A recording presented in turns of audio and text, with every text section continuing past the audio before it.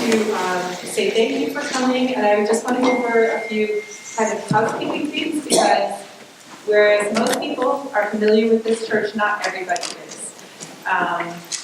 And before I forget, I have one thing that needs to be announced ahead of time. If anyone is heading back to Pawtucket this evening, Claude, want to say that, Claude? Claude needs a ride home. So if you guys can connect after, that would be great. My daughter's using my car, so because of the rain on, I don't feel like I want to. We don't want that. So if anybody needs to use the restroom through that exit door, there is a bathroom located over there, or there are some down in the bottom of the stairs as a men's in the ladies' room. The one over here is unisex. You're welcome to use those. I think that that's pretty much it as far as that goes. If anybody has any questions that you need to know, let me, you can just raise your hand and I'll get to you. So thank you for joining us for sanctuary training at the First Unitarian Church of Providence. As we disseminate information tonight, we ask you to bear in mind that this is our first training session we have run. Things may seem awkward. We may not know the answers to the questions you ask, and we don't even know when you will be called to use this information that we are giving you. It could be weeks or months or never. The important thing is we're taking this first step and we're doing it together. Sanctuary, according to the Cambridge English Dictionary, is protection or a safe place, especially for someone or something that is being hunted. The idea of sanctuary has been with us for a long time. In the late 14th century, according to medieval church law, fugitives or debtors were granted immunity from arrest by taking refuge in certain churches. The term comes into a non-religious use as far back as the 1500s. In the United States, the roots of sanctuary reach back to the Underground Railroad, where 19th century slaves traveled through a network of routes and houses to escape to freedom. During the Civil Rights movements, churches provided sanctuary to civil rights leaders, giving them the needed protection and space to plan rallies, marches, and even to shelter in safety. During the Vietnam era, churches offered sanctuary to those who, for reasons of freedom of thought, conscience, or religion, refused to serve in the military. During the 1980s, the sanctuary movement was started as a religious and political campaign in the United States to provide a safe haven for Central American refugees fleeing civil conflict. These people were provided with shelter, food, medical care, employment, and legal representation. In the early 2000s, the new sanctuary movement was started in response to immigration policy changes that were initiated by the Obama administration. Our sanctuary mission at First Unitarian began after Donald Trump was elected to the White House in November 2016. Although there had been a threat prior to this election, it was evident that things were going to get worse very quickly for all vulnerable communities. Refugees, immigrants, dreamers, women, members of the LGBTQ community, groups our congregation has been supportive of. After Tuesday, November 8th, 2016 of last year, people were worried, scared, enraged, and most importantly, motivated and energized to go forward and try to make a difference. Offering sanctuary is one of the concrete ways we decided we could affect change, not only for whomever might seek us out as a refuge, but as a way to shine a light on unfair and unjust policies for which we might help initiate change. Today, after many months of research, reaching out, making connections and planning, we are on the verge of becoming one of more than 800 religious institutions in the United States who have opened their doors to a person or family who deserves the right to stay together because tearing families apart is wrong. We will support them as they fight for their right to due process and to be heard fairly before a court of law. We will stand together on the side of love with them because we are a people who believe in the inherent worth and dignity of every person and that all people deserve compassion, equity, and justice. and we will walk with them on their sanctuary journey as we work toward our own goal of a world community with peace, liberty, and justice for all. To get us started, I'd like to read a poem by Sonia Giansaka, who was undocumented for 21 years after moving from Ecuador to Harlem. It's called Bursting of Photographs After Trying to Squeeze Out Old Memories. They don't tell you this when you migrate. Old Polaroids are never enough. You are left tracing the silhouette of your grandparents, or whatever is left of them. How many years has it been? 5, 10, 20? It's been 20. 20. In those 20 years, you have been asked to hide your accent, sew your tongue so that no more R's roll out, straighten up so that white Jesus accepts you, so that the lawyer helps you dig out the roots of your home from underneath your nails, cut your trenza, pledge allegiance to the flag, and when you cannot, each thread will cut through every inch of you. To teach you your kind was not meant for this country.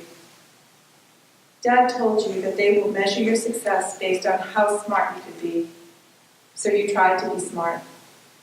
Books after books, you chased vocabulary for value, legislation to give you meaning. Yes, sir, I am a skilled worker. Yes, sir, I can contribute.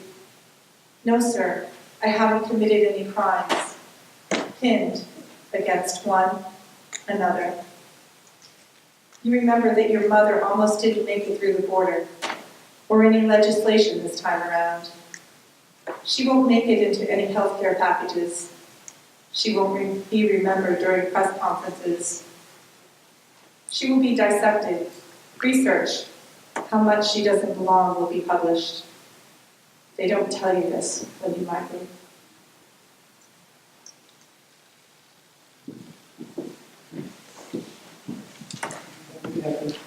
Can you hear me?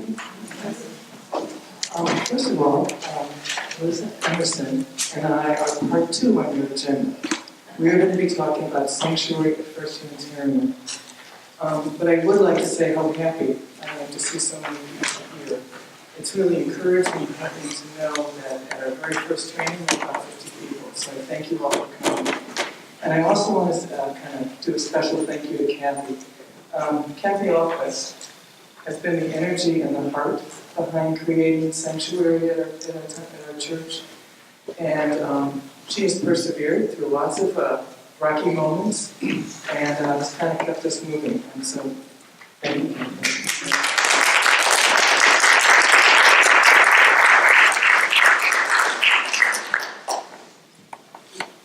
So creating and implementing Sanctuary at First Unitarian is really quite a huge project. It's got lots of layers, complications, challenges, opportunities, but quite frankly, every step we make, we go, oh, we got to think of that one too. Oh my goodness, something else to think about.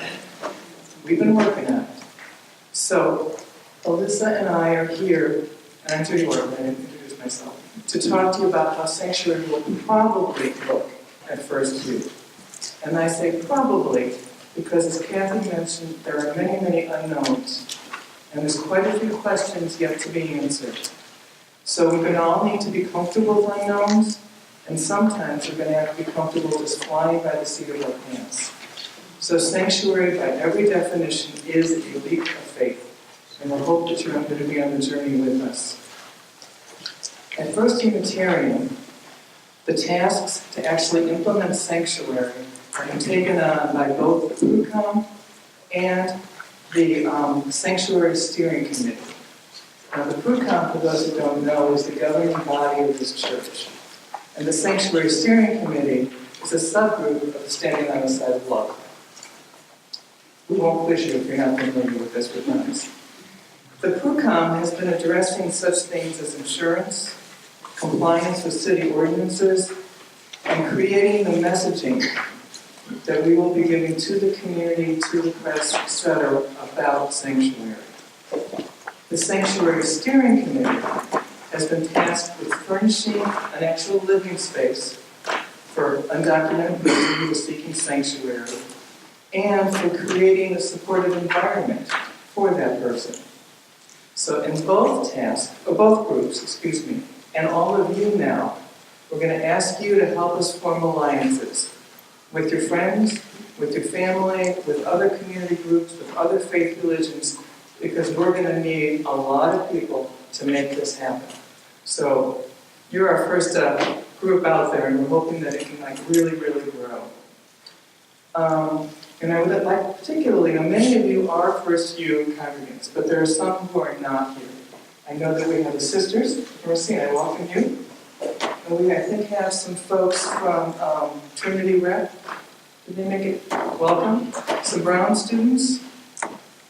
Welcome. Am I missing anybody who I should be mentioning who's actually not a First U congregant? Well, I thank you all for coming. It's wonderful to have you here. Now, Alyssa and I will be going through somewhat quickly the handout that we just gave you. It's a sanctuary manual, and it's a lot of information, and we are hoping that by the end of our conversation here, it will make sense to you. But we are going to ask you to save your questions to the end, because we're under the impression we'll be answering all of them as we go. So now, Alyssa? For some reason, I don't have all of my voice tonight. Actually, Put the mic closer. we're asking you to do something first, which is with me on the front page of your handout is a sanctuary covenant, and I would like for us to read it together. It's just to the bottom of that first page. As a people of faith and conscience, living in a time when the political and social climate of our nation has become increasingly hostile toward minority groups, we are mindful of our sacred calling and moral duty to welcome the stranger, protect the vulnerable, and accompany the oppressed. Today we are witnessing injustice, and we are called to holy resistance. United in moral conviction and grounded in our community of faith and conscience, we pledge to protect the valued members of our community who have been placed in increasing danger because of their race, religion, sexual orientation, gender identity, or immigration status. These commitments include 1. Community engagement. We pledge to build relationships with our neighbors who are immigrants and refugees, regardless of their documentation status. We will work with them to support these communities in a manner that they consider useful and worthwhile. 2. Advocacy. We will advocate for an end to unjust deportations which tear families apart and cause irreplaceable losses to our communities. We will work within our faith community as well as the local, state, and federal levels. 3. Sanctuary. We pledge to become part of a sanctuary network up to and including physical sanctuary in some cases. Thank you for that.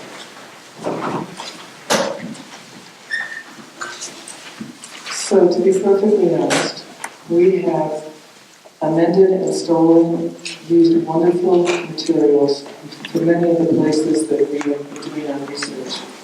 And the covenant that you just read was adapted from the Cambridge Interfaith Coalition Covenant. And we felt that their words were really important, as well as their training materials, which they have generously shared with us, as well as their experiences. So you may hear us talk about the Cambridge sanctuaries several times tonight.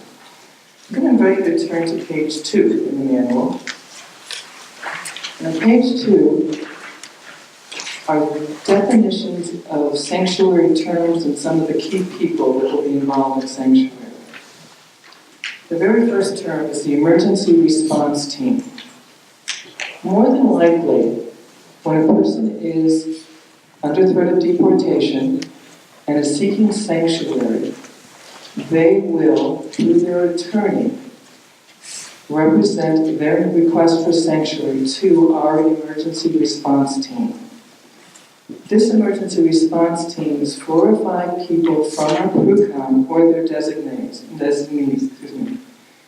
And the emergency response team, along with the immigration attorney and the person who's requesting sanctuary, will meet together to determine if First U is able to meet the needs of the immigrant in a mutually beneficial manner. I will be talking a little bit later about what the criteria might be that they would consider. But for now, that's the emergency response team.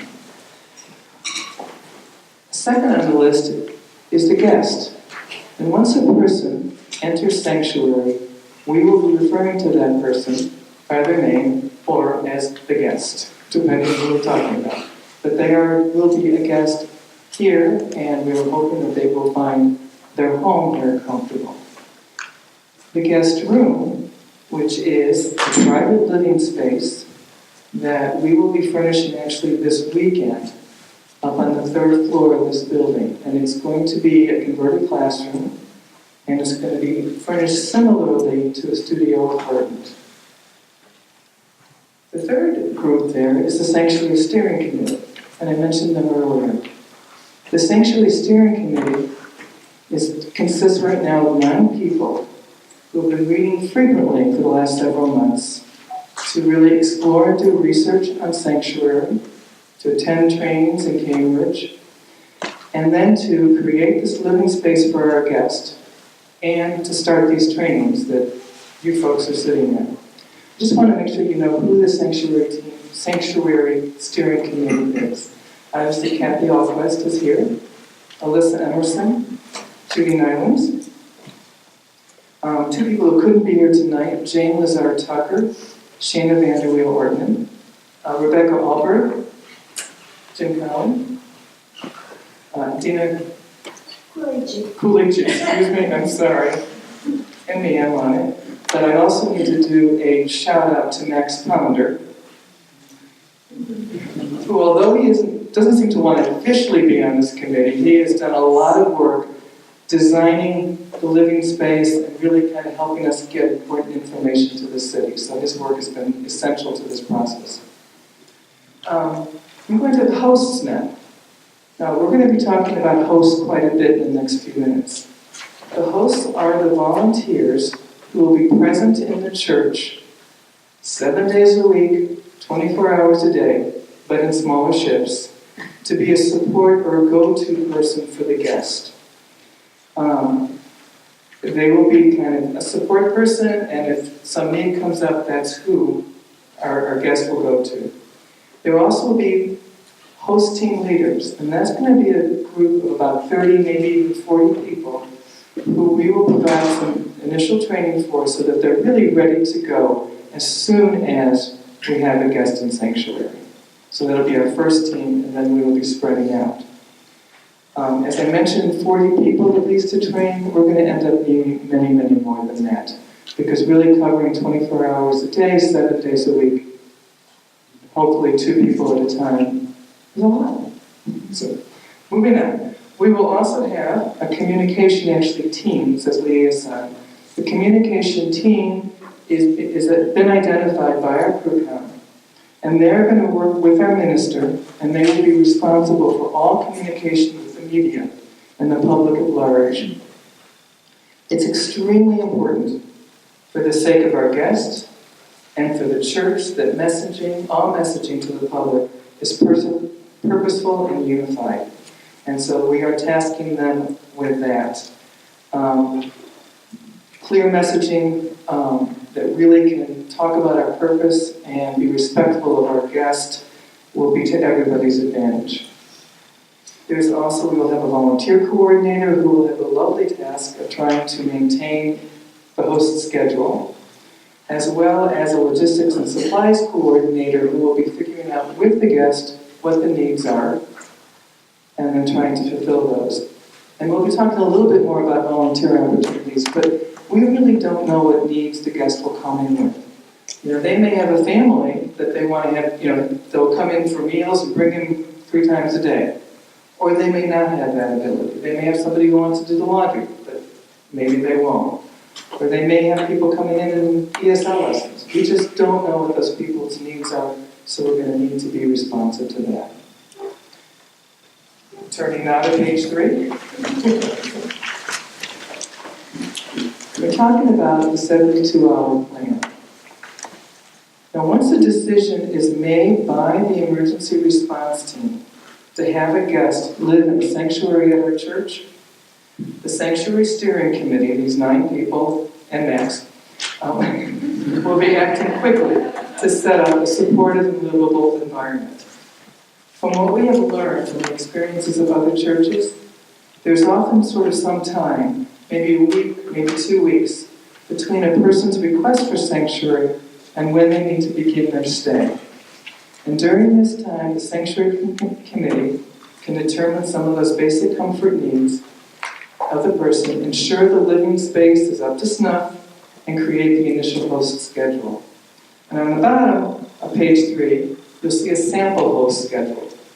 Now this is really kind of a stab in the dark, but we're thinking, ideally, we would like to have 2 people on at all times. And we're looking at 3 5-hour shifts, and then an overnight shift. And those people are going to be more than welcome to sleep here, and we will provide very comfortable air mattresses. But anyway, we understand that volunteers, especially these kind of volunteers, people have other things in their life, other things that come up. And so we will be very respectful of our volunteers' time, but yet we will need to really try to make sure that we have this covered. You've heard enough from me. Melissa is going to talk about how we're going to welcome a guest. Thank you. So on page 4, this is how we will begin when we get a guest in our space. During this difficult time, we welcome you to the First Unitarian Church of Providence.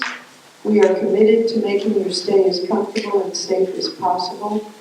To that end, we will strive to respect your privacy, honor your needs, and provide a caring, supportive, and beneficial home. We ask that you strive to inform us of your needs and concerns, cooperate with the efforts of the volunteer hosts, and respect our church building. Welcome, salam, bienvenido, bienvenue. We will have, the guest will have a list of all the people who are available to them. And these are some samples. Our hosts, our Sanctuary Steering Committee, our attorneys, and at least a couple of medical people. And we're always welcome to use 911 if for any reason we think that what is happening is beyond something that we can take care of. We will ask people to tell us their medical needs, and if they come up urgently, to let us know, let the host know immediately. And as I said, we will use 911. Should ICE come to the church, the host on duty will immediately call our guest's attorney. And, yes. Oh, sure. Well, gosh, I just forgot what that stands for. That's immigration, basically. If they come to the door, one thing that we haven't gone over with you yet is we will have a list of requirements before anyone from immigration can enter the church. They have to have a proper warrant. It has to be signed by a specific group of judges, one specific group of judges, and I believe someone else is going to talk about that. That's going to be Carl in just a minute, as soon as I go through page 5. So our initial welcome will be at least 2 of us on the steering committee if possible, and certainly the hosts. We will do an orientation to the building that includes a site map for them with location of exits and fire extinguishers. And we have 2 AEDs if that became necessary things to start someone's heart if it stops. Hopefully we won't have to use those. We will give them general guidelines as to the use of the kitchen and that we are a smoke and drug-free facility, and orient them to their own living space and bathroom. Introductions to the church staff if they come in the daytime, and they will have a sanctuary guest welcome packet that they get with relevant contact information. One thing I want to mention, our colleagues in Cambridge do not know the name of their guest. They decided it would be safer, and we sort of agree that when immigration comes to the door and asks for a specific person, that we do not have the name of the person who is staying with us. So we will do our best not to know it. But we will gather information if they want us to have a name used. They will give it to us, their date of birth, their languages, their immediate family, or whoever they would like to be able to contact or have us contact. If they have a religious leader that they want to participate in their care, their lawyer, their friend, their counselor, we will get the name of a physician, certainly a list of their allergies right away, and any illnesses or conditions they may be living with. And if they have prescriptions, we will know where they get them so that we can help them with those. Then we go to immediate comfort needs. Food, dietary, phone, radio, books, personal hygiene, bed, towels, clothes, pen, paper, and pencils. After that we try to collect within the first 72 hours, and then over a bit of time longer than that, we will go over their diet with them, their ongoing medical and dental needs, how we can help them have time or space to exercise, who are their friends, their spiritual and religious contacts, their mental health support, if that is part of their care, and social gatherings and socializing. We hope that they may want to participate in some of our gatherings, but it is entirely their choice what type of entertainment or work opportunity they may want. And now I was careful only to have my pages in hand for fear I would read someone else's, so I'm turning this over to you.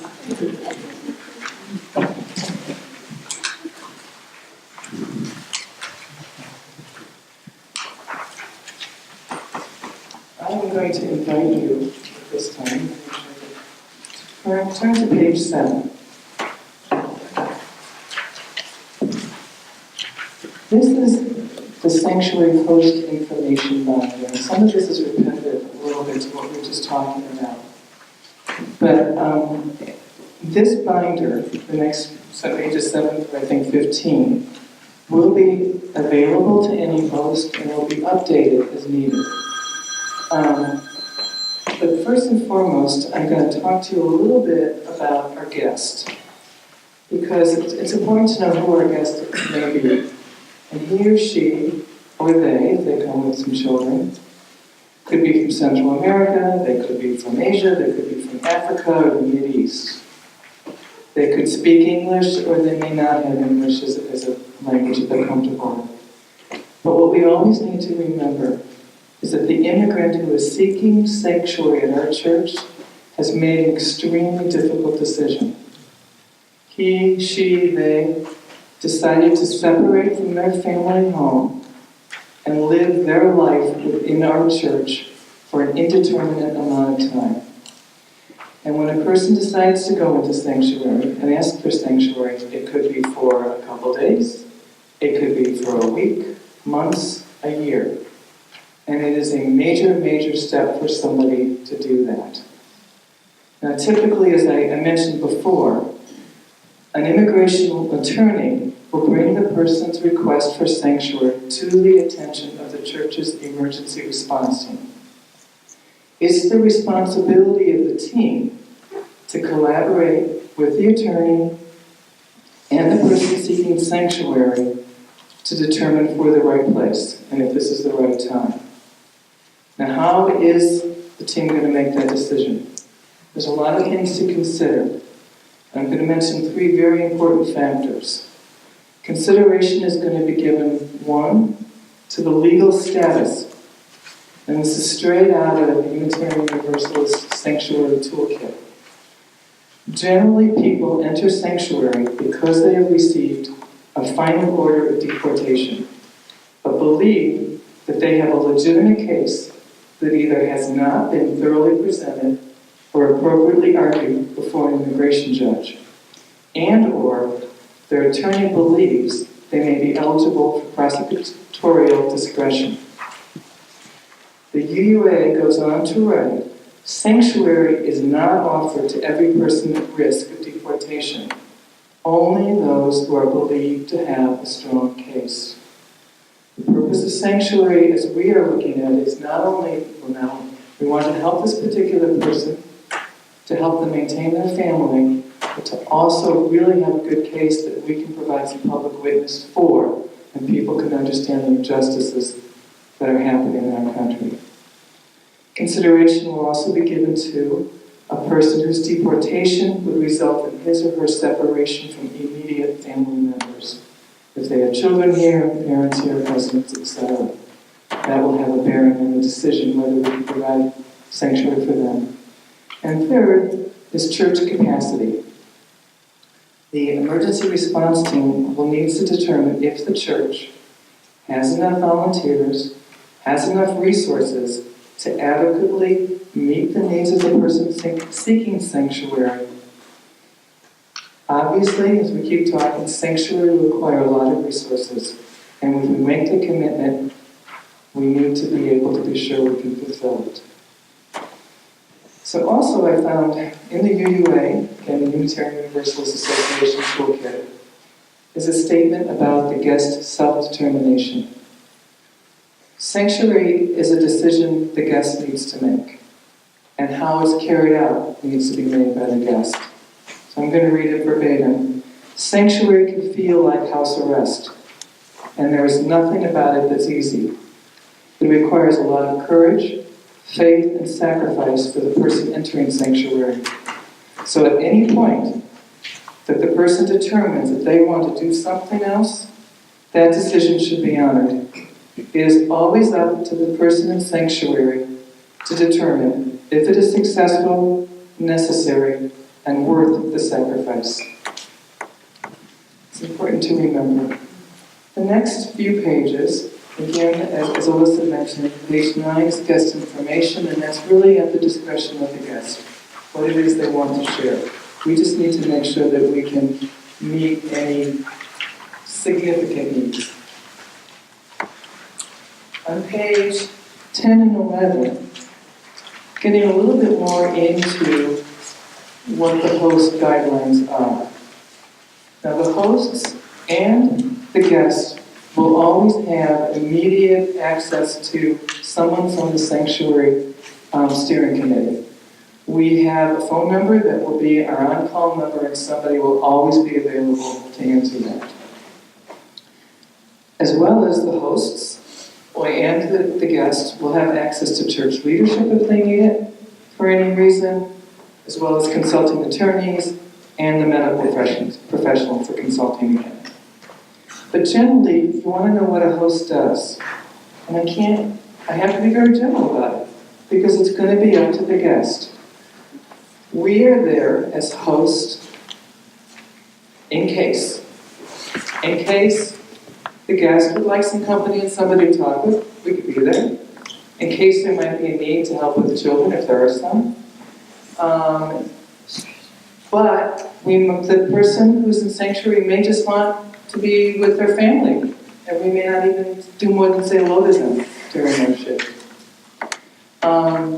The guest may want alone time, watch their favorite movie because there'll be a TV in their room. Basically, we will be introducing ourselves to the guest and taking the lead from them. So to tell you what exactly it's going to look like, I can't. One of the things the folks in Cambridge said to us, bring something to do, because you might not actually be interacting with the guest. It might be a great time for you to read a book, talk to a friend, whatever it is. But I will tell you, yes, some of the daily responsibilities are actually being on time, letting us know if there's any issues or concerns, and making sure that you are posting whatever needs to be posted in our communication mode. But as a volunteer host, some things that you are not expected to do. You are not expected or wanted to provide any information to the media. You are not going to be asked to be a therapist for the guest, and we don't really want you to be. We don't want you to give medical advice to our guest other than a Band-Aid. You don't need to entertain the guest for the entire shift. Okay? You really wouldn't want somebody coming to your house and telling jokes for 5 hours. So, and you don't need to meet every request. We're going to be very specific when we get into some more training. Please don't loan money. Don't do special favors. Refer those to the Sanctuary Steering Committee. Okay. The next, page 11 through 13, are very specific things about this building. And on 13, I'm going to only refer to 4 of them because they come up a lot. Laundry, bathing, kitchen, and parking. So unfortunately, it says on page 13, we do not have laundry facilities here. So we'll either be counting on the guest's family to do the laundry or some lovely volunteer, just to be honest. Bathing. At this point, we do not have a shower here. So for the first few days, our guests will probably need to do sponge baths. However, thanks once again to our designer, we will very quickly, if we know we're going to have somebody here in Sanctuary for any given time, we will do a Faith of 5 fundraising. We will raise the $4,000, I think it's about. 3. Okay, well, there's a little extra there for the plumbing. And get a portable shower in that actual room. Kitchen. The little studio apartment we're going to have will have a microwave, a refrigerator, and a small sink. Hard to make a great meal out of that, but the person will be able to use the kitchen when it's not being used by others downstairs. Not an ideal situation, but it's what we've got. And then parking, I have no solution for whatsoever. If you are overnight, you will be able to park in the lot. Other than that, we're going to have to just figure it out together. So maybe you guys can talk to the city about it. I don't know. On page 14 and 15, we have emergency protocols. And again, this is all part of the handbook that will be available to the host. The first protocol is what happens if ICE comes, Immigration and Customs Enforcement. And I'm going to refer that to Carl, who is an attorney, and he will be coming up right after me to talk about what to do if ICE comes. But on page 15, just going very quickly, we have protocols for medical emergencies, for protest activities, for fires, and armed intruders. I'd like you to know, if there is a medical emergency, call 911. Do not transport any guest in your car, ever. First of all, once a guest leaves the building, they do not have the protection of the church. And ICE could be easier for them. But safe places are considered, or have been considered, to be hospitals, schools, and churches. So hopefully if a person's not in an ambulance, they will be taken carefully to a hospital. Protest activities. There could be a chance that people will not like what we're doing. I will share with you that the police will know what we are doing, and they have shared with us that if we have any problems, we are to call them. And they will do their best to keep everybody safe. Fire, obviously you have to evacuate the building. And at that point, a guest would have to leave. But we will escort the guest and be as protected as we possibly can, but we cannot put them at risk of a fire. And an armed intruder in the building, all of us need to call 911 immediately, hide in a room that's locked, and with no line of vision. If you can't hide, you run, and if you can't run, you fight. And it's a horrible protocol, but I guess that's just something we all need to be aware of, unfortunately. Last page, just some general information for folks, which will be about a daily communication log and a church floor plan. Next person to speak is going to be Carl Kruger, who is the Dorcas immigration attorney. But you have some questions that I could try to field before we move on. Oh, good. So if you do have questions, please, yes. Translation services. If you lovely, yes, spoke English, but we can't assume that they will. Right. So for those of us who aren't bilingual, and I'm certainly not, What will we do? yeah, That's a very, very good question. And I think we are going to have to probably come up with some protocols and things that are actually in the language of the person. So we may have to just communicate with paper. There are also the telephone lines, and I don't have those numbers, where we can get translation over the phone. My understanding is they're not perfect, but I think that they can get us through any kind of real difficult situations. we can call some number up if you There is, yeah, somebody just said yes to this, but my understanding is that in some situations you can call a translation line, and they will help you translate, like if it's Urdu or Spanish. Again, If you say, I want to say this, they'll tell you. yeah, it's limited use, and you really, because really it's not always that effective, but it will get you through emergencies. So as long as we don't want to talk about Kierkegaard or something. Why don't you just say that to somebody in the right language? We had a volunteer, Alfonso, who will translate things into Portuguese as well as Spanish for us in writing. Okay. And there must be, we certainly could enjoy having the names of people in the congregation who would be willing to call anytime, reasonable time. And we could keep that as a resource, that's great. Anything else at the moment? No, that's good enough. How public is this going to be? Well, it is public. It is public that we are, as a church, have determined that we will become, if we can, a sanctuary facility. And part of sanctuary for us is making a public witness.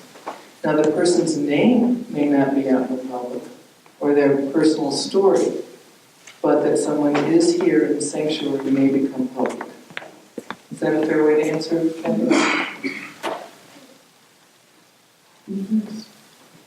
Thank you. I have a question, a follow-up question. So that if it is public and we have a guest, will the building be open at all times, like it always is? What we're going to need to do, the building will be open, but we're going to, to be honest, we have to work out some of the details. Because although during the day they do try to keep the door to the parking lot locked, often it's not. So we're going to have to figure out a way to be much more careful about that. And then the glass door from that street does have a bell, and we will probably need to use that during the day. During the evening meetings, we're going to have to figure out some ways to be pretty careful. And it may be that one of the hosts that are here kind of monitors who might be going up to the third floor. The person in sanctuary, it'll be difficult, the person in sanctuary will have the ability to join different groups. If ICE comes here, and Carl, you can correct me if I'm wrong, they will be coming with their ICE jackets on to do any kind of arresting. And part of it is, if ICE comes here, and again, Carl can speak to this, with an official warrant, signed by the right judge, we can't stop them, but we can witness it. We can take out our phones, we can film it, we can try to get as many people here to publicly say, no, that's not okay, we don't like this, but we will not actually stand and get in ICE's way. So it's tricky. But ICE does come, my understanding, in uniform when they're actually going to make an arrest. That doesn't mean they wouldn't come and look at the building some other time, but Just a question about sort of expectations for the guest. And you know, we've got sort of a line about being respectful of the church. Are there criteria that are going to be used or sort of guidelines so that if something inappropriate is happening, that the person will be asked to stop or potentially asked to leave? yes. And part of that is we ask them the host that if they have any conflicts, they have any concerns, please bring it to the sanctuary steering committee. And although we haven't kind of done the protocol, we would probably work very closely with the PRUCOM and say, you know, this is what we need to do. We need to counsel the person, or this person is inappropriate and we really cannot house them anymore. So it would probably be pretty serious stuff, but yes, it can happen. Who knows? We're hoping that the vetting process of the person and the immigration lawyer knows them well and can really speak on their behalf. All right, thank you. Carl? Carl is from Dorcas, and really, really happy to have you here.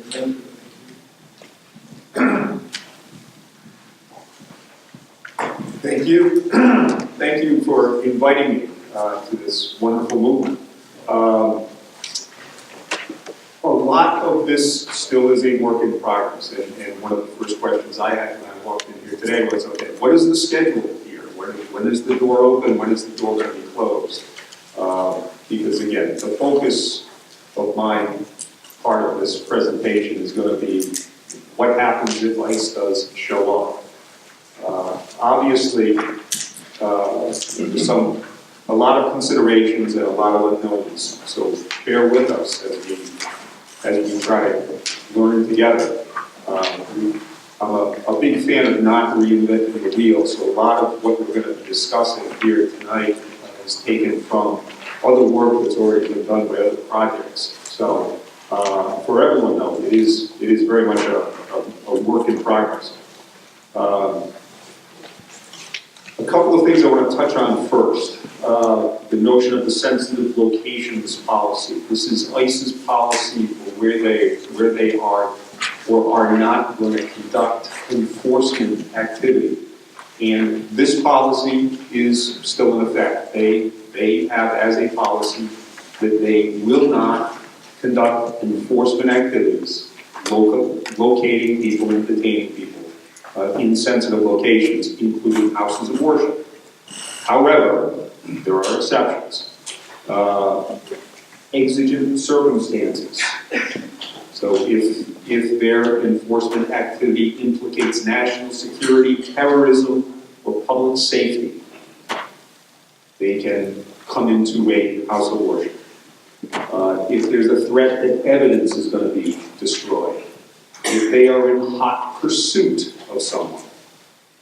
And then there's a big catch-all, which is if there's supervisory approval. So all of these previous circumstances are, you know, the officer, the ICE agent on the street, using his own judgment as to whether he's going to conduct enforcement activities in a house of worship. However, if the higher-ups give them permission to do it, then they have permission to do it. So again, you're not insulated here from ICE activity. On the issue of warrants, the reality is that it is very unlikely, in my opinion, that ICE is going to show up with a warrant that is going to allow them legally to enter your building. The warrants that ICE issues for themselves are arrest warrants. These are administrative warrants that allow them to detain someone. That does not give them permission to come into someone's building. It gives them permission to arrest someone, but that administrative order is not going to allow them legally to come into your building. Now, you've heard tonight about judicial warrants, warrants signed by a judge. ICE itself, as recently as this week, has admitted federal judges do not have the authority to issue warrants of arrest for civil violations of immigration laws. This is in Providence, Maryland, in the context of someone who was being held at the ACI. ICE wanted to put a detainer on the individual, and the ACI refused to honor that. The individual was released. A judge, if he's not going to issue an arrest warrant, he is much less going to issue a warrant to allow ICE to come into a place to arrest someone for a civil violation of immigration laws. So I think that the likelihood that they're going to show up with a judicial warrant that would allow them to come into this building is remote at best. So what that means is if they're coming in without a warrant. And this again is where a policy has to be put in place, decided upon, put in place as far as what the reaction is going to be to individuals here if they do come in, if they force their way in. Now, if they walk in when the doors are open, my opinion, the first thing you probably want to do is call the police because they're trespassing. They're not allowed to come into your building for a purpose that is a reason other than what this place is open for. Just the same way someone is not going to come in here with a bag of groceries and decide to use your kitchen just because the kitchen is open. They don't have the right to just simply come in here to do something that you, as a congregation, are not open for business for. And that, of course, would include coming to arrest them. So, again, if they walk in when the doors are open, and you're not going to resist, but call the police. They're trespassing. Now, are the guidelines included in the materials tonight? Just passed it out. Okay, very good. All right, so what we're going to look at just very quickly, because I've already touched on some of this stuff. The second page, with the numbers 1 through 9. Don't resist, don't answer their questions, record what's going on if you're capable of doing that, audio or video. If they are breaking down your doors to get in here, again, this is something that the media is going to be very, very much interested in. And they don't like getting bad publicity any more than any other government agency does. So record it. Get their contact information. And for the guidelines. So, if you're near the door and you see them trying to get in, tell them the church is closed. Again, you're not going to physically resist them, but you're not going to open the door for them to come in either. Don't disclose any information. Again, I like the policy of not even perhaps having the name of the individual. That allows you to more easily answer their questions if they're asking whether someone is here. Don't answer questions generally. Let's skip to number 4. Volunteers should not lie. Okay, I would say don't even talk to them. If they're asking questions, refuse to answer their questions. Document the names, the contact information of the agents. Tell them, remind them that this is a sensitive location. Number 6, record. This is very, very helpful for a variety of reasons. Do not take any action to hide or conceal the guests or aid their escape. Don't resist. Don't get in their way. Don't get into a physical or even a verbal altercation with these folks. It's just there's no hay to be made from that. If they force their way in, don't resist. Keep that good. And then if they're coming in, and if they're going to detain the individual, then there's several things that you want to try to find out that will be found out. And again, a lot of that is going to depend on the circumstances of the individual who's being taken out of there. It sounds like generally the prototypical individual who's going to be here is going to be someone who's under a final order of removal, which would give ICE the ability to detain that person while they're attempting to execute the individual's actual physical deportation from the United States. But again, it sounds like this is going to be a situation where there is going to be an immigration attorney involved, and that individual will obviously be taking over that aspect of the situation. The individual is detained by ICE. So, any questions? Yes. Is it conceivable that we might be involved in like the accused of obstruction of justice if we judge improperly that the warrant, we say the warrant is invalid when it's really valid, or vice versa? But again, the piece of paper that they're going to show you is not what's going to get them into the building. Because again, I cannot conceive of a situation where they're going to have a warrant that someone here is going to be able to look at and say, oh yeah, you have the right to come into the building. Okay, so if they're coming in, they're coming in. Do not resist. There's absolutely nothing to be gained by that. Now, the likelihood, if you are not resisting, if you are simply here when they are coming in, that you are going to be accused of harboring an alien, that's remote at best. Now, they might bring a lawsuit against your church, but that's later on down the road. So again, just don't resist, don't stand in their way, don't do anything that could in any way be viewed as obstructing what they're doing. Because again, if they're coming in, they're coming in. That's just the reality.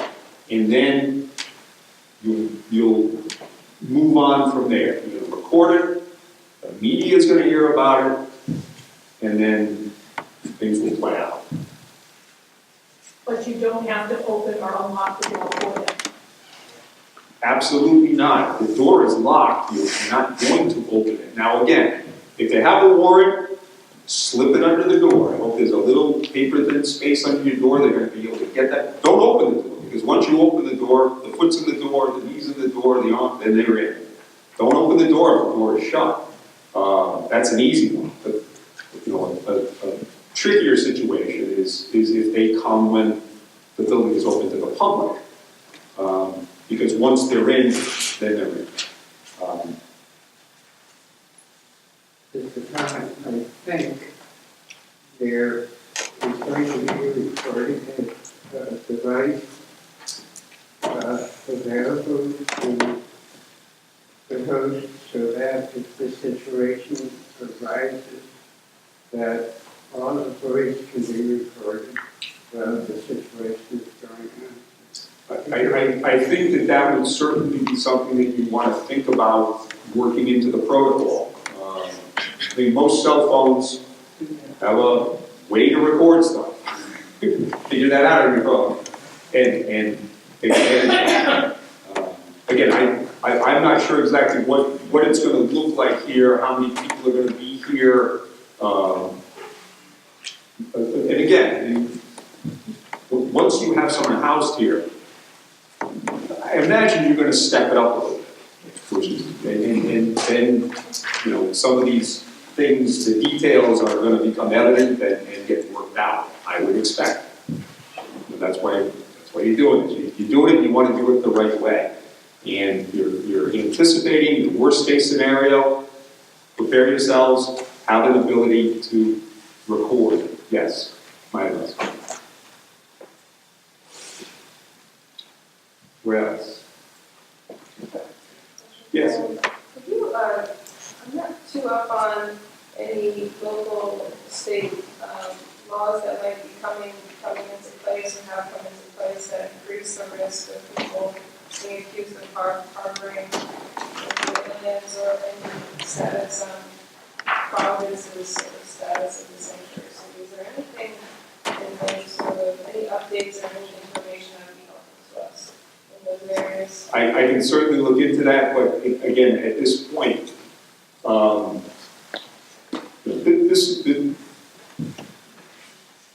the enforcement of immigration laws continues to be the responsibility of the federal government, and local jurisdictions are discouraged from getting involved in this. And what we're discussing is in no way going to result in anybody being accused of subjecting themselves to liability for criminal prosecution. And again, obviously we don't want to put anybody in that sort of jeopardy. The church, as an organization, might have liability, but that is something that the church has decided to absorb. Yes? One thing that, to answer that, is that Gina Raimondo did make a statement that local authorities would not discourage the device, which he said is discouraged. So, Yeah, the police department. yeah, and they have spoken with the police department, and they understand what we're planning to do, so it would be a federal issue.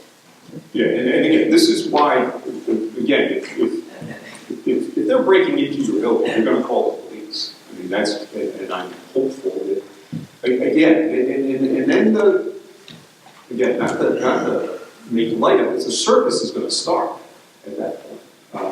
Because again, federal government breaking into a church, that's news. And it's going to play back for them. And this is why they have their sensitive policy stuff in the first place. This is why most people think it's fairly remote, a fairly remote possibility that they would do something as dumb as that. It's just public policy looking as, just. Maybe it's the question, what's the difference between a sensitive location policy and a law? Yeah, sure. Like the policy gets broken whenever they feel it's expedient to do it. So there's no legal. Yeah, correct. Absolutely correct. They can come in if they want to come in. But again, they can't break the law when they shouldn't be breaking the law. I guess they can break it. They shouldn't be breaking the law in order to carry out. But yeah, policy is, not. It's just they break it as they want. Yes? Have there been instances you know of in which I have intruded into a sensitive location and attempted to detain immigrants? Yeah, hospitals, for example, in a couple of locations, Texas, California, a couple of locations. Courts at one point, they weren't necessarily sensitive, but it was a place where ICE was not going into, they are doing more of that now. I mean, I'm thinking of the young woman, both the young woman who had, I don't know what, she had cerebral palsy and she was terribly ill and they followed her around as if she was a, terrorist or something. Yeah, they have carried out enforcement activities in hospitals, which are on the same level as houses of worship, as schools. Yeah.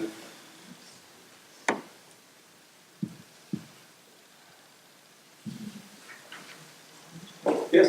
Just one more question. I've heard a lot about this, the step sessions giving for notifying people that they have a certain timeline to sort of get their things in order, and then in March there will be, there's talk of a large scale deportation activity. Can you talk to us a little bit about that? I don't know exactly how it plays into this, but it might be helpful for us to have that conversation. What I think you're referring to, the most recent announcement had to do with the cancellation of a program called Temporary Protected Status for people from particular countries. TPS basically is a protection that the government of the United States gives to people from a country when the government announces that it's dangerous for people to return to that country. This is generally a decision that's exercised in the case of a war or a natural disaster. And right now, groups as diverse as Salvadorans, Hondurans, Nicaraguans, Somalis, Syrians, Haitians have had this protection. And it is temporary, and it is required by law to be reviewed by the government periodically. It can be given for a minimum of 6 months, it can be given for a maximum of 18 months at a time. The groups that have had this come up for renewal recently, the Haitians, theirs got canceled. They were granted this protection about, 2010 because of the earthquake, and then 2011, 1 year later, it was extended and expanded because of the cholera outbreak. That program has now been terminated. So Haitians right now have been told, you've got this 6-month period during which to get something else going or get ready to leave. Now, get ready to leave doesn't mean people are going to pack their bags and leave. It means that the government at that point would have the right to start deportation proceedings against them. And most of these folks are not in deportation proceedings yet. So it's a process that would have to be. And whether the government wants to expend its resources on that is a different issue. Most recently, the protection for Nicaraguans and Hondurans, which was for both countries the result of Hurricane Mitch, which, if you remember, happened in 1998. People who have had this protection have been in the United States with this protection for 19 years. The government has said, in the case of the Nicaraguans, that they're ending the protection, but it gave them 1 extra year to get their stuff together or find some other way to stay here. The Hondurans, they gave a temporary reprieve because they said that they didn't have enough information to make the determination as to whether they should end the program or not. The big group that's coming up for this decision are the Salvadorans. There are hundreds of thousands of Salvadorans who've had permission to be in the United States under TPS since 1991 because of an earthquake that happened there. And their expiration date for the current grant is March 9. And the government is required 60 days before the expiration date to make its announcement. So coming up sometime probably in early January, the government is going to decide the fate of hundreds of thousands of Salvadorans. So that is, I think, Mr. Sessions' most recent proclamation. Well, DACA is a different. DACA is the different program. DACA is the program that allow individuals who come into countries as small children who've been here for a certain amount of time and have been going to school and have criminal records to get this protection. They got this initially in 2012. It's been extended a couple of times, but a month and a half ago, the government announced it was ending the program, it was allowing certain people whose permissions were expired in the next 6 months to apply for renewals, but no one else.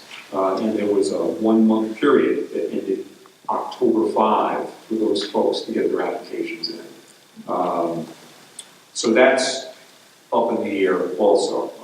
Again, this is the game that the administration is playing with Congress, passing the buck to see who's gonna do what.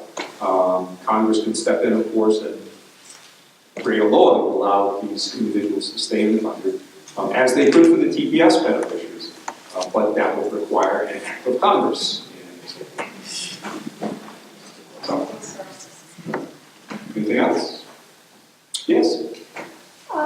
Wanted to ask what kind of training would be available to the volunteers who have to take a position of intention of resistance and to somebody who's coming into the church. Training that would be useful to the parishioners or also associated with this. Sometimes I know that in resistance groups, they do a lot of role play. Yes. And they create a situation in which they find themselves in. And I wondered if there would be anything like that. I mean, everything's on paper, and we see the dialogue, and we know what it's asking us to do, but when it comes time to do it, are we going to have the chutzpah to actually come up with the right words and the right actions? Yeah, I think that would be very helpful. And as Catherine knows, I'm more than happy to participate in any way. The other immigration attorney whose name is on your materials is Deborah Gonzalez, who is the clinical professor at the Roger Williams Law School. She runs their immigration law clinic and has been a practitioner for about 10 years. And she is fabulous. So you folks have resources. It's a wonderful thing you're doing, and there's a lot of people I think who are willing to step up and help you get from point to point. But I can also agree with that also. Yeah, I think it's important that I just wanted to speak to that. like practical training. Yeah, so we are hoping to do a training in the future for that. We don't have it all together now. We need to have a group of people who are interested in doing it. This is just the first piece of the training that we need to do immediately, so we can, have somebody here. But we also need to do some nonviolence training in case the people are going to come to our door. They might not after a few months, but immediately they might come to our door, and we need to know how to deal with those people in a way that's not going to create a problem for us, for the church. And so we will be doing that at some point in the future. This was just like the immediate need here. That's what I want, like somebody that's done this before. Yeah. Give them like role playing, like real practical training. Right. The Institute for the Study and Practice of Nonviolence has said that they would come here, and they will run a training for us. So, How close are you to taking someone? so we still need to, the hurdles that we need to get over right now is we're looking for some kind of a certification from the city that will say that, they're going to support us in this. We have the support of the police. We're looking for the support of the mayor and the fire department. And we're just trying to get a meeting with the mayor currently. So within the next few weeks, we feel that we're going to be able to get that piece done. That's the really big thing right now. As well as, we really do need to have 40 people or so who raise their hand and say, yes, I'm willing to commit to being a host. And, those things need to all be in line before we can have somebody come into sanctuary here. When we have those 40 people, then I think we're talking about that more specific role-playing kind of training, as well as the peaceful nonviolence kind of training. Is there another church in Providence who is taking people in or has taken people in this, in a sanctuary program? To our knowledge, there isn't anyone who's doing it. We've been working with the Rhode Island State Council of Churches, and they haven't heard of anybody. There might be some churches in the Latino community, or maybe in the Muslim community, who are taking their people very quietly, because it's a real danger for anybody in those communities to be holding somebody in sanctuary. They're already vulnerable, and this makes them even more so. So that's not going to be public. We're not going to hear about that. But as far as any other churches doing it publicly, as far as we know, we're the only one that's taking the steps. And our part of it is our hope that once we do this, other churches will follow through. We're also looking for the support of other churches to come forward and help us. The group that we've been working closest with is the Cambridge Sanctuary Interfaith Coalition in Cambridge, Massachusetts, and they have 300 volunteers now to help them, so that they don't have to have the same people there every week. It can be, you have one day a month that you come and you take care of your duties as a host. So it's not as heavy a burden, and it's also, it spreads out. Financially, it just spreads out the burden in so many ways. So once we get this main piece all settled with the city, then we feel we'll be able to say, hey, we're looking for other hands in the play here. It's been a very complicated year with turnover of the minister, the PRUCOM, and so it hasn't gone the way for us as it has for other congregations, where they started out 7 churches strong, and they came up with their covenant all together, and they came up with their training manual all together. We have basically been on our own through this, with not being able to say publicly, but people hearing here and there, oh, hey, you guys are working on this, maybe we could help out. We don't have that yet, so that is a really big piece that we're hoping will start to happen now that we're able to talk a little bit more loudly about this, and we'll see what happens in the days ahead. Would we find evidence of this happening in our church anywhere online right now? It is stated on the State Council of Churches website. Oh, really? Anything on our website right now? I don't honestly. They're also listed on the UUA website. Yeah. Churches. Yeah. Yeah. Yeah, I don't, there's material that went out when Liz, was, installed, I can never think of that. So other churches are aware of it, other UU churches, but there hasn't been any grand announcement. It's very quiet. If I find it, I try. I haven't done a Google search to look.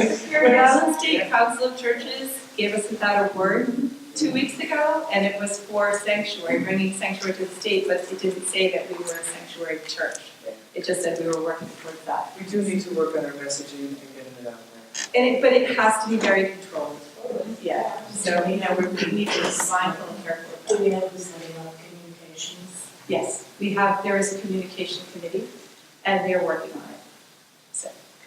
And the UU World that just came out, winter 2017, has a lot of information about others around the country that are making a similar effort, so. And it has an I insert. look for us. It has an insert that can be pulled out about sanctuary, so it's for young readers. Right, it does. I look for us in there, and Liz is in there as a newly settled minister, but Sanctuary hasn't made the news yet. That is something that is the decision of the PRUCOM and Liz and the Communications Committee.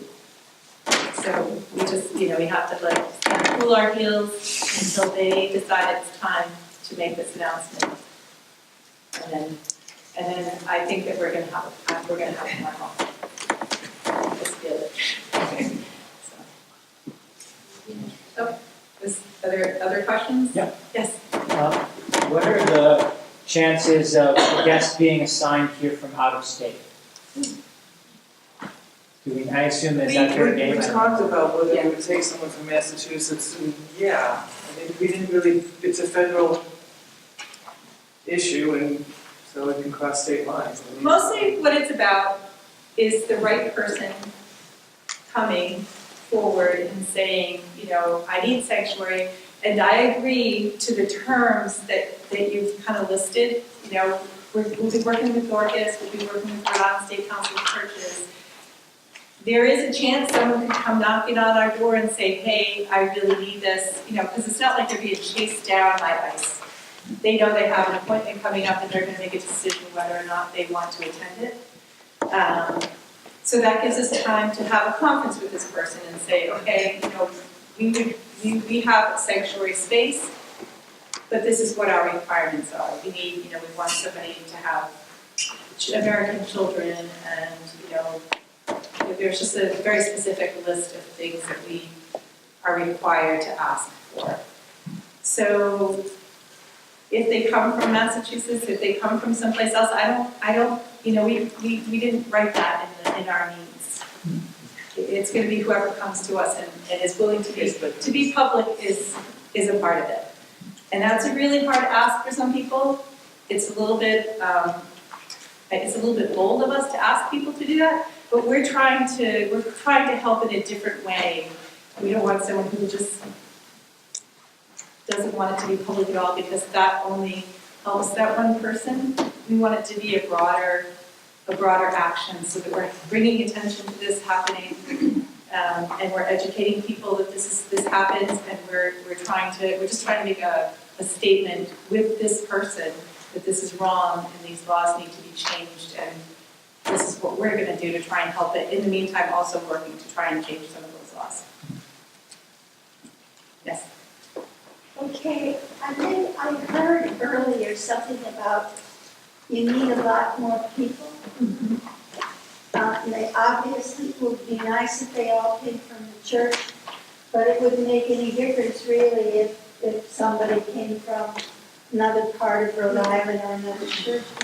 So in terms of keeping them, I'm a little conflicted about how one would go out and recruit people and, talk about this without, talking publicly about, the sanctuary that's being put together here. So we have to be careful, Because we don't want just anybody to volunteer as a host. They need to be somebody that's known in a congregation or known in a community group. We just don't want to take someone who just walks up unknown. Because we don't know what we're dealing with in that. We don't know who we're dealing with in that case. So we want people who are known by other people, because we have a trust thing that's going to happen here, right? This person is here, they're trusting that we're going to, look out for their best interests. We don't want somebody that we don't know anything about. So we need to, form alliances with other congregations so that they can, get volunteers from their congregations. We have contacts in community groups so that this is how we're going to reach out to people who know other people. We don't just want, just anyone walking in saying, hey, I read in the newspaper, I'm here. We'll do a background check, but, if we don't really know anything about somebody, it's not safe for us to take responsibility for that person. I understand you want to vet. Mm-hmm. Right. What I'm asking is, if at one level you're not quite ready to go very public in promoting what you're doing, then I'm thinking of at least 3 churches, that I have a relationship with, that the minister would want to say something from the pulpit. We would love that. We just have to ask you to wait in patient until we have the go-ahead from our internal people. All right, so you want us to wait until you get the okay? Yes, All yes, right. yes, that's all, yeah. We would be so happy. We are like dying to have those people come forward and say that they will help us. Yes. But until our prudential committee says, okay, we're okay with this, we're gonna make a public statement about it. We can't do that. We just can't do that. And we all have to kind of stick to that. If you're talking to a friend that that's one thing. But to announce that publicly to a congregation, we can't do that. We're not at that point yet. That would be big trouble for us. At least at this point. I'll wait. All right, so does anybody have any other questions at this point? Can I make a comment? Yes. All right. I sort of said that I was going to not try to say anything, but what we need to understand is the person who's in sanctuary cannot get out of this building. Everything that person needs to live has to be supplied by us. So let's not let ISO, our concerns with ICE overshadow our primary responsibility to provide 100% of the resources that the person who is going to be here needs. It's an enormous job, and we need the help of everybody we can get together and pull in the right direction. Thank you. Okay, so we have our volunteer. Talking about, We're gonna tell you about I don't know volunteer. if anybody needs to get ready, we have pencils, we're passing these out, just, with sort of contact information, like, and then also, and some of the opportunities that we have available. Pass them around. Will you email this out today? Yes, if we could get this as back as soon as possible, so we know who we're looking, how many are actually interested in being hosts. Who's actually interested in being hosts, or who might just be interested in, the shopping, or the laundry. Yeah, they're coming. So, we can use the blank one. There was one. Does anybody need to write in pencil? Okay, it's coming. Yeah, Sharon. Take less work. Yeah.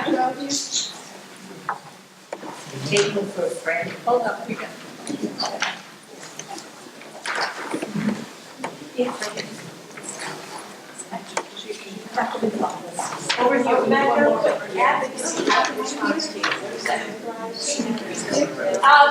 that would be being on like a phone tree. Don't make a statement. And then also on the bottom of it, it's some space so you can give us feedback. This is our first time. Even the stuff that we handed out today, we're just starting out. This is a living document. It's going to be continuously changing in bits and pieces, depending on the more we learn about how we're doing it and what we're doing. If you could give us feedback on what we should be providing for information and how well we did, I think the girls they did wonderful.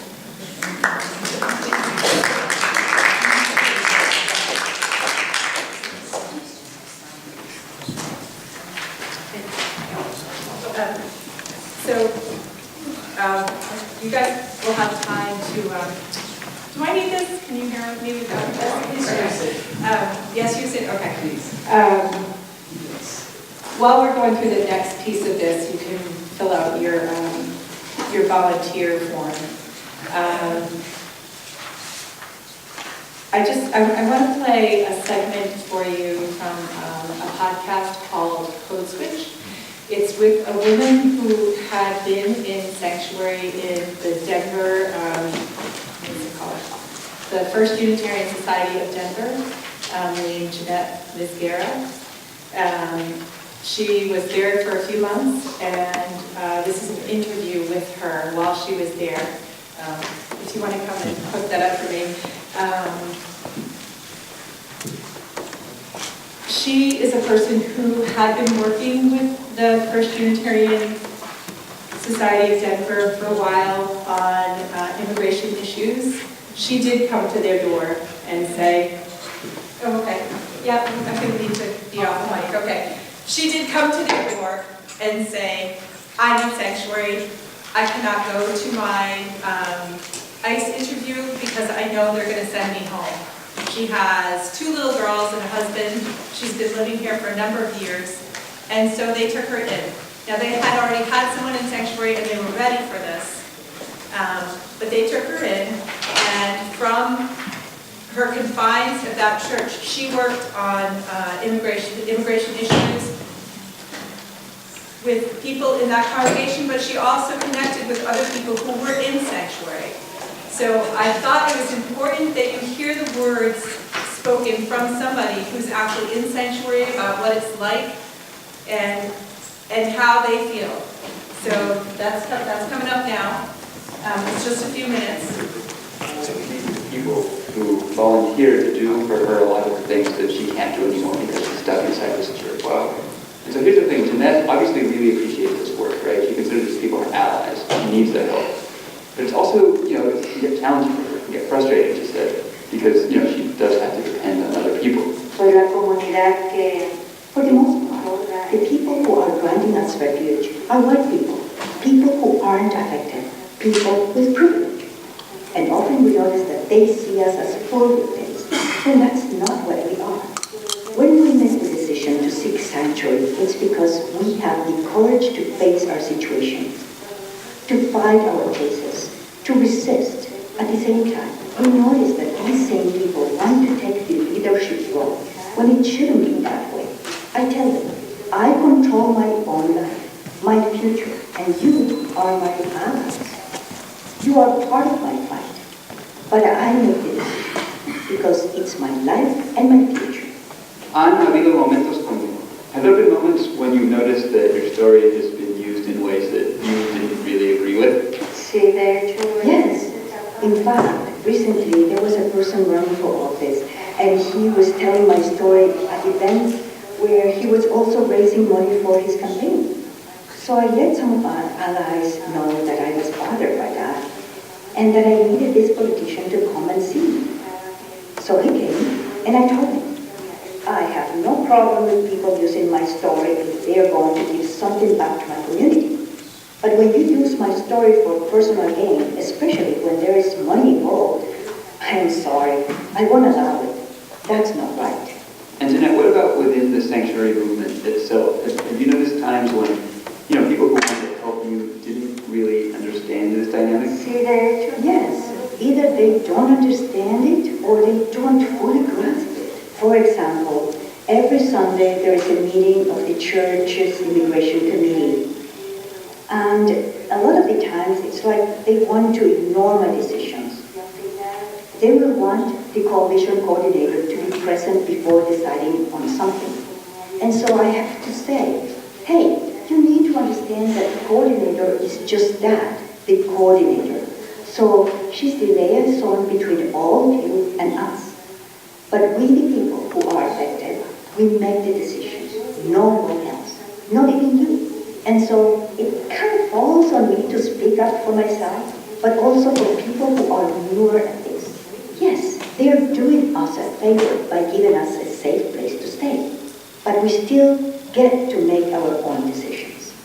So then you are in communication with a lot of the other people who are currently taking sanctuary in other churches? See, yes, right now there are about 9 of us across the country.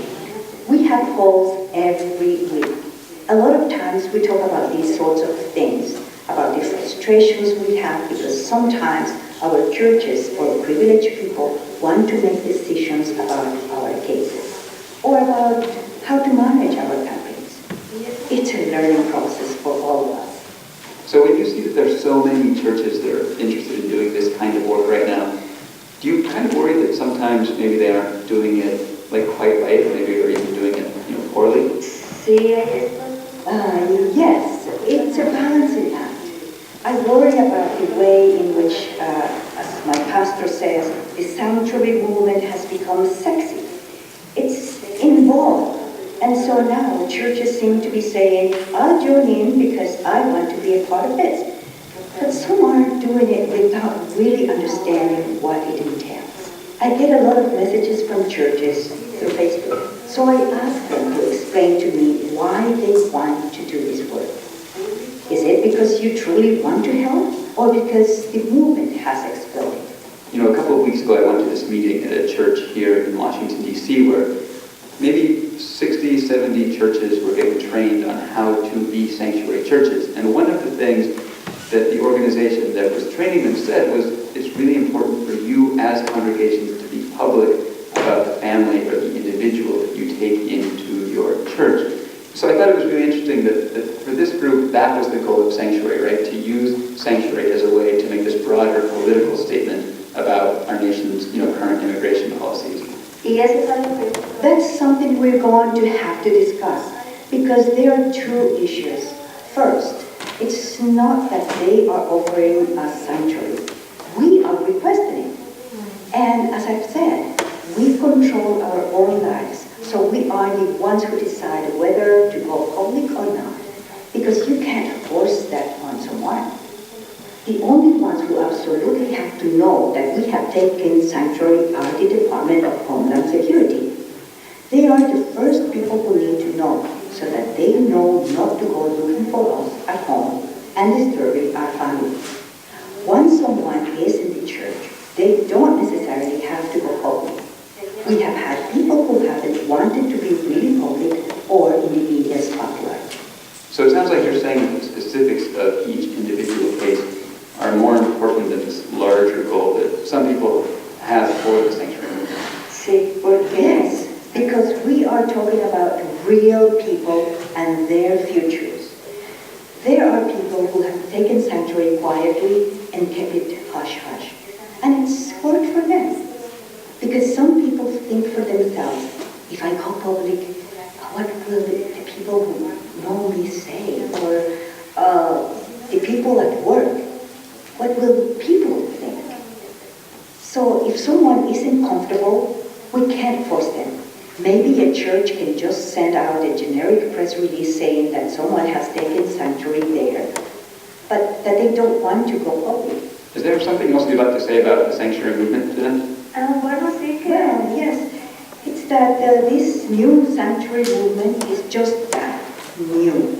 And we are all doing this work at the same time that we are learning how to do it. We need to make sure not to do things with the intention of helping someone that actually end up harm. Don't use us. Please, don't use us. Because we've suffered so much already. Well, I wish you lots of luck, Jeanette. And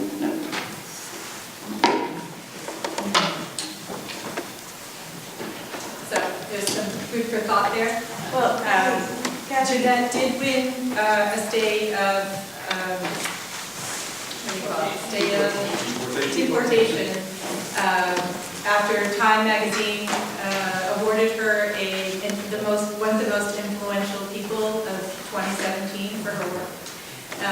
And that also caused this kind of domino effect where the person that they had in the sanctuary the first time was then hunted down by ICE.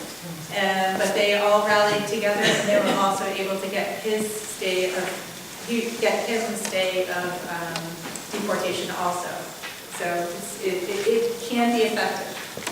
But my thought on hearing that, especially our last word, don't use us, and are pointing out that she thinks that, there's some churches that want to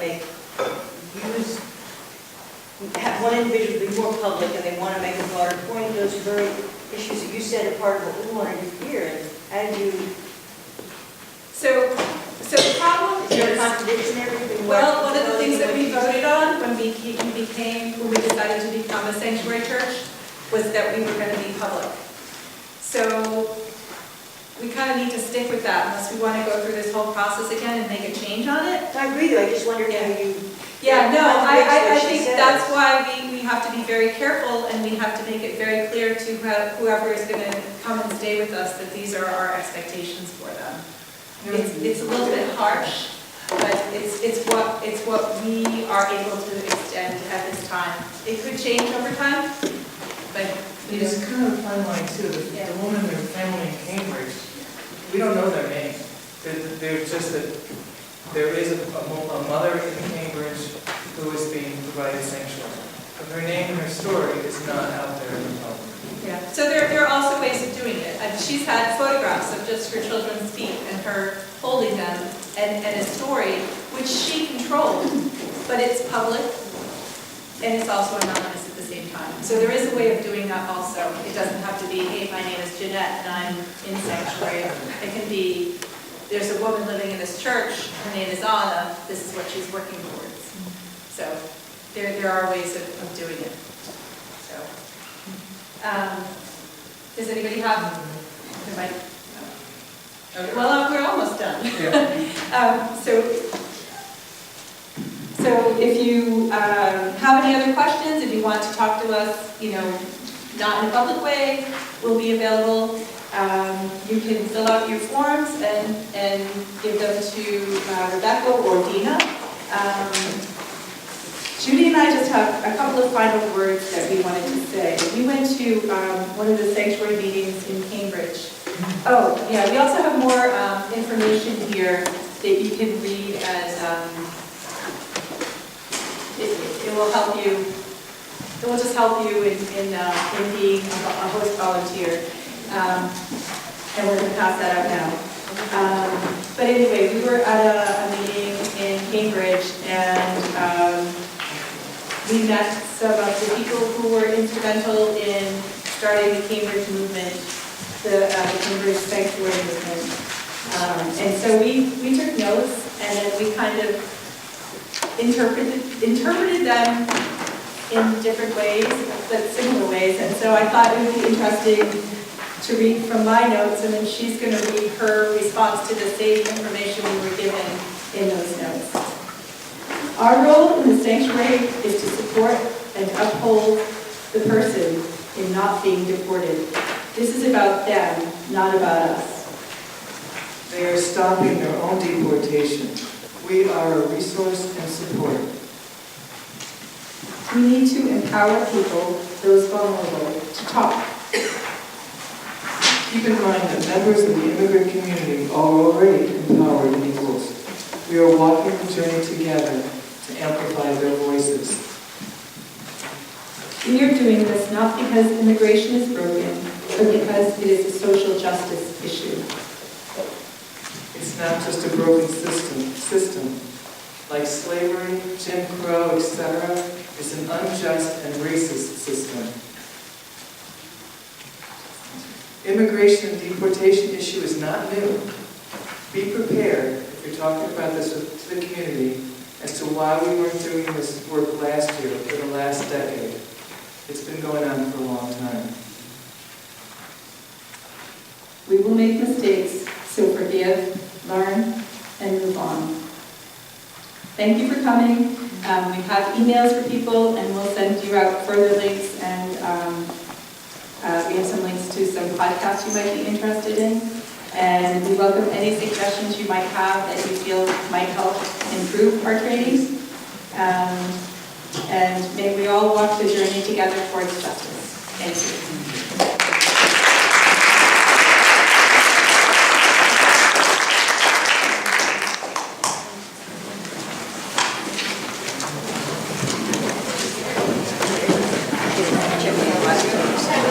Lori, you can call me, if so, can I catch a ride with